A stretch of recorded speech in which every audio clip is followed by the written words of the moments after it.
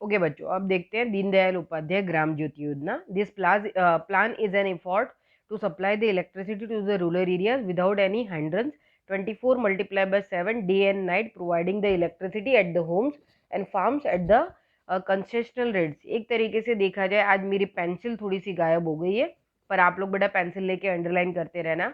Underline करो, 24 multiplied by 7 day and night, providing the electricity at the home. गांव तक बिजली पहुंचाना बेटा बहुत बड़ी बात है, बराबर। विलेजेस एरिया में जब इलेक्ट्रिसिटी का सप्लाई बेटर होगा बेटा, तो क्या होगा कि इलेक्ट्रिसिटी से चलने वाले जो छोटे छोटे बेटा इक्विपमेंट्स है, जो छोटे छोटे टूल्स है बेटा, जो एग्रीकल्चर के काम को बहुत ईजी बना देते हैं बेटा, तो क्या है कि इससे फार्मर्स को बहुत ज़्यादा सपोर्ट मिल जाता है। और उसका जो बहुत ज़्यादा हार्डवर्क उसको करना पड़ता है बेटा, उसकी जगह वो अपनी मेहनत और भी चीज़ों को बेहतर करने में लगा सकता है। तो यहाँ पे हमेशा याद रखना क्या बेटा, 24 multiplied by 7 यानी सातों दिन 24 घंटे डे एंड नाइट इलेक्ट्रिसिटी का अवेलेबल होना। गवर्नमेंट अपनी इस तरीके की स्कीम को बेटा हर साल 18,000 गाँव तक पहुंचाने की कोशिश करती है, और एक तरीके से उन गाँव को इनके साथ जोड़ा जाता है। मोस्टली 2020 तक बेटा गवर्नमेंट ने मोस्ट ऑफ द एरिया में इस टारगेट को कंप्लीट कर दिया है, which do not have the electricity, setting up the new electricity substation and helping the farmers by providing subsidies to purchase the equipment for agriculture sector, so that poor farmers may get a support to increase the income. Subsidies is also provided for obtaining electricity through the solar energy and to purchase the solar technical equipments. अब यहाँ पे हम देख सकते हैं बेटा कि electricity को एक तो सब्सिडीज वे में देना, बहुत ही कम दर में देना, लगभग 50% तो फ्री होती है, उनका कोई ज़्यादा बिल नहीं आता है। फार्मर्स को इंस्पायर करना ताकि वो ऐसे टेक्निकल और इलेक्ट्रिसिटी से चलने वाले जो है जैसे पंप है, दूसरे थ्रेशर्स है, बहुत सारी चीज़ें हैं जो बिजली से चलने वाली चीज़ें और उसके फार्म में काम आ सकती है, उनको यूज़ करने के लिए इंस्पायर करना। उसके साथ साथ देखा जाए बेटा तो सोलर एनर्जी के लिए भी उसको इंस्पायर करना, ताकि वो सोलर पैनल्स लगाए और सोलर एनर्जी को यूज़ करे, ताकि हम इलेक्ट्रिसिटी भी दूसरे तरीके से बचा सकें। यानी कि आज हम देख सकते हैं, मैंने आपको लास्ट ईयर भी वो बजाज का सूर्या का एग्जाम्पल दिया था कि उन्होंने विलेजेस अडॉप्ट किए हुए हैं और कम्प्लीटली वो लोग वहाँ पे सोलर पैनल लगा के बेटा एक दिन की सोलर पैनल से जो एनर्जी जनरेट होती है वो गांव में 30 दिन तक बिजली देती है। कितनी बढ़िया बात है। तो हर गांव में ऐसे बड़े सोलर पैनल्स लग जाने चाहिए। अब 4 नंबर देखो बेटा, subsidy under the scheme Van Bandhu Kalyan Yojana for all around development of Adivasi.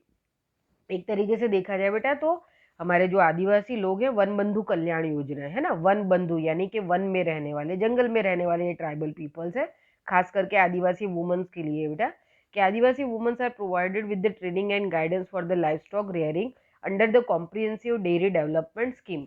एक तरीके से देखा जाए बेटा तो जो आदिवासी महिला है उनको कृषि विषयक और बागायती खेती के उसमें बेटा जोड़ा जाता है, और उनको कॉम्प्रिहेंसिव पॉवर्टी के ग्राफ से बाहर निकालने की कोशिश करने के लिए डेयरी डेवलपमेंट एम्प्लॉयमेंट स्कीम के साथ जोड़ा जाता है। और ये लाइव स्टॉक यानी कि बेटा जैसे कैटल्स वगैरह है ना, गाँव ये जंगलों में रहने वाले भी लोग, भेड़ बकरियां, पहाड़ी इलाके के जंगल है बेटा वहाँ पे रहने वाले लोग, तो ये भी एक तरीके से देखा जाए बेटा तो कहीं ये वुलन इंडस्ट्रीज के साथ जुड़ते हैं, कहीं ये डेयरी इंडस्ट्रीज के साथ जुड़ते हैं, बराबर। जैसे अपने यहाँ गांव की औरतें हैं बेटा, वो दूध इकट्ठा करके, नहीं अमूल का एग्जाम्पल कई बार दिया है कि भाई कैसे एक सहकारी मंडली स्टार्ट हुई थी बेटा, तो ऐसा ही है कि वहां से भी ये चीजें कलेक्ट करके बेटा उनको बिजनेस के रूप में जोड़ा जा सकता है।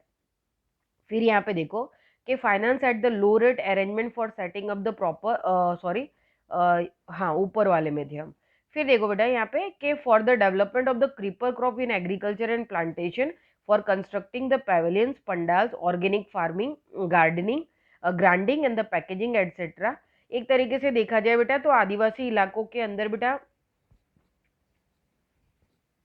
जो लोग रहते हैं बेटा वो लकड़ी का काम है, बैम्बू का काम है, ये बहुत अच्छे से कर सकते हैं। तो उनको बेटा एक तरीके से देखा जाए तो पेविलियंस यानी पंडाल बनाने के कंस्ट्रक्शन के कामों के साथ जोड़ना, उसके साथ पैकेजिंग के लिए जो बॉक्सेस वगैरह बनाए जाते हैं बेटा तो पैकेजिंग के काम के साथ जोड़ना। फिर फार्मिंग के अंदर उनको ऑर्गेनिक फार्मिंग है, क्रिपर क्रॉप कल्टीवेशन है बेटा, प्लांटेशन फार्मिंग है, क्योंकि उनके पास जंगलों में जमीन के टुकड़े छोटे छोटे होते हैं बेटा, वो बागायती खेती वगैरह कर सकते हैं। तो यहाँ पे उनको उस तरीके से इंस्पायर करना।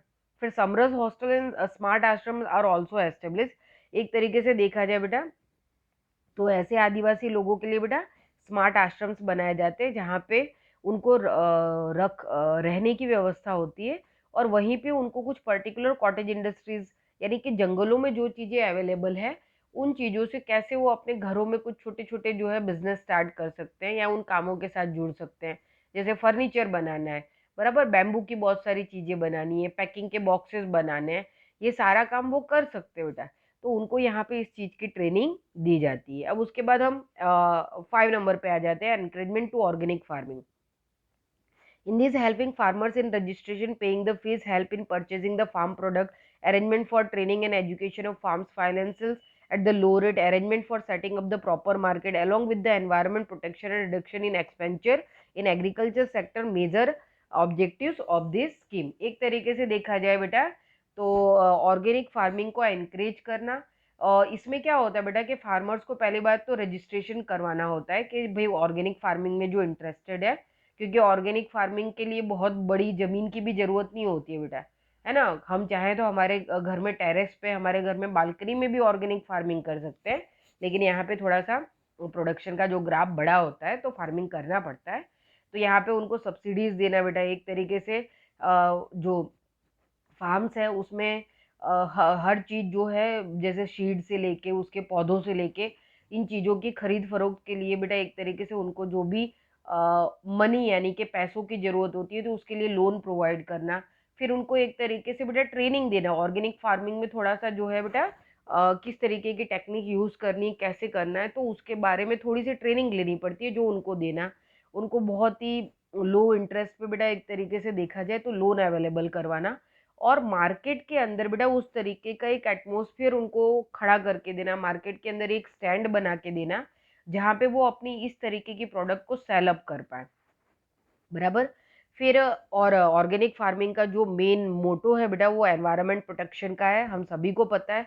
और आजकल के हेल्थ कॉन्शियस लोग बेटा ऑर्गेनिक चीज और जो भी प्रोडक्शन है, भले वो थोड़ा सा महंगा होता है लेकिन वो उसको अब धीरे धीरे उसका मार्केट बन रहा है और लोग जो है उस तरफ मुड़ रहे हैं और उस तरीके की चीजों को खरीदना पसंद करते हैं। ओके, अब आ जाते हैं chief minister village road scheme पे।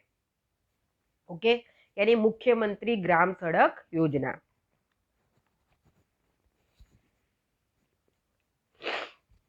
देखो कि under this planning is done regarding the work related to the roads village panchayat where help to connect the village with one another through the roads and highway program like construction of toilet and implemented.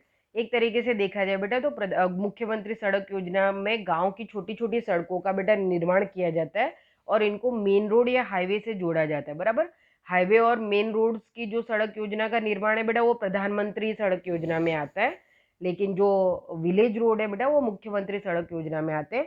इसके साथ साथ पिछले 5 साल से बेटा 6 साल से toilets जो बनाने का काम है, कंस्ट्रक्शन का काम है बेटा, उसको भी इस योजना के साथ जोड़ दिया गया है ताकि जो रूरल लेबर्स है बेटा, गांव के लोग हैं बेटा, उनको एम्प्लॉयमेंट प्रोवाइड किया जा सके। ये मनरेगा के थ्रू भी होता है। फिर बेटा माँ अन्नपूर्णा योजना।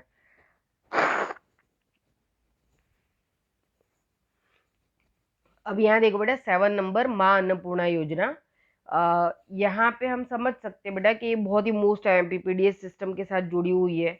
इसको अच्छे से समझ लो, कई बार ये बिल्कुल अलग से भी पूछी जाती है बेटा, आपको शॉर्ट में भी पूछा जा सकता है इसको। हालांकि अब इस चैप्टर के क्वेश्चन बड़े 4 मार्क्स में ही आते हैं तो बहुत टेंशन करने की जरूरत नहीं है। देखो इसमें पर ये माँ अन्नपूर्णा योजना है, ग्रामोदय से भारत उदय है, मनरेगा है, मिशन मंगल है, फिर ग्राम ज्योति योजना है, इनाम योजना है। ये कुछ 7-8 योजनाएं आप अच्छे से याद रखोगे बेटा तो अगर आपको पीएपी पॉवर्टी एलिवेशन प्रोग्राम्स पूछे जाते तो भी वो आप उसका आंसर बहुत इजीली लिख पाओगे। अब देखो कि under this program absolute poor families and the people living below the poverty line in cities and villages are given the 35 kg food grains per family. एक तरीके से देखा जाए बेटा तो ये जो पर्टिकुलर पॉलिसी है इसके थ्रू गरीबी रेखा के नीचे जीने वाले लोगों को बेटा हर महीने बराबर 35 kg जो बेटा फूड ग्रेन्स है वो फ्री अवेलेबल करवाती है गवर्नमेंट। और यहाँ पे देखो कि every month by Gujarat government which is provided free cost and the poor people of the middle class are given the 5 kg food grains at the low rate. और जो मिडिल क्लास फैमिलीज है बेटा उनको 5 kg फूड ग्रेन्स बिल्कुल कम, एकदम न्यूनतम बिल्कुल जो दर होता है बेटा बिल्कुल कम, बिल्कुल एकदम इजी प्राइस पे उनको बिल्कुल कम प्राइस पे उनको 5 किलो अनाज दिया जाता है। फिर देखो, in which wheat is given at the cost of ₹2 per KG, underline करो, वीट को अंडरलाइन करो, ₹2 को अंडरलाइन करो, एंड ₹3 केजी राइस, राइस को अंडरलाइन करो, ₹3 को अंडरलाइन करो। बराबर, सोचो ₹2 में किलो गेहूं मिल रहा है, ₹3 में किलो चावल मिल रहा है, इसके साथ शुगर, सॉल्ट, केरोसिन ये भी अवेलेबल होता है। फिर देखो बेटा, फेयर प्राइस शॉप में ये दिया जाता है, बराबर, रेशनिंग शॉप के अंदर। यहाँ पे अंडरलाइन करना बेटा, 3.82 crore peoples who are covered under this scheme. अभी तक भारत के 3.82 करोड़ लोगों को बेटा इस बिल्कुल एकदम फ्री ऑफ कॉस्ट वाली योजना का, मां अन्नपूर्णा योजना का लाभ जो दिया गया है। और ये बुक के अंदर जो ग्राफ है ये 2015 तक के बेटा, यानी पिछले 5 सालों में शायद इसके डबल दिन हो गए होंगे, और अभी ये कोविड के टाइम पीरियड में तो बहुत ज्यादा बेटा। फिर देखो कि who are covered under this scheme by benefiting food security, because of which a large sum of money spent on the food will be saved. Objective behind it to bring the happiness of the face of the people, because some way would be spending their saving to purchase other things and improve their living standard. ये चीज मैंने आपको poverty एरिडिक्शन में भी सब समझाया था बेटा, कि अगर उनको खाने पीने की अवेलेबिलिटी बेटा सरकार उनका ये खर्च उठा लेती है, तो उनके पास एक तरीके से बेटा बचत होती है, वो जो कमा रहे हैं उसका ज्यादातर हिस्सा उनको खाने पीने के ऊपर खर्च नहीं करना पड़ेगा बेटा, तो उनके पास सेविंग होगा। फिर क्या करेंगे बेटा, वो अपनी इनकम का ज्यादातर हिस्सा फिर अपने लिविंग स्टैंडर्ड को बेटर बनाने के जो दूसरे फैक्टर्स है बेटा उसमें खर्च करेंगे। वो अपने बच्चों के एजुकेशन के लिए खर्च करेंगे, मेडिकल फैसिलिटी के लिए अच्छे खर्च करेंगे, वो अच्छे एरियाज में शेल्टर्स को खोजने की कोशिश करेंगे ताकि वो स्लम और शैबी एरियाज से निकल सके। तो बोलते हैं ना, पॉलिसी और प्लान छोटा सा है बेटा लेकिन उसके फायदे बहुत बड़े हैं, तो इसको समझने वाली चीज है। तो माँ अन्नपूर्णा योजना, जितने भी फिगर्स दिख रहे हैं ये सारे फिगर्स आपके आंसर में होने चाहिए, 35 केजी से लेके 3.82 करोड़ पीपल तक। इसमें से एक भी फिगर मिस होगी तो आपका 1 मार्क्स या आधा मार्क्स ऐसे ही कट जाएगा, बराबर। क्योंकि मैंने बार बार आपको बोला बेटा, चेकर्स के दिमाग में कुछ पॉइंट घूमते ही रहते हैं, अगर वो पॉइंट तुमसे मिस हो गए मतलब तुम्हारा आधा 1 नंबर तुरंत चले जाना है। तो ऐसे सब पॉइंट्स लिखते समय बेटा इनका बहुत ज्यादा आपको ध्यान रखना है। ओके, अब नेक्स्ट पार्ट में बेटा हम 8 नंबर से स्टार्ट करते हैं और 13 तक कंप्लीट कर देंगे। ओके, यानी पीएपी कंप्लीट हो जाएगा। Thank you.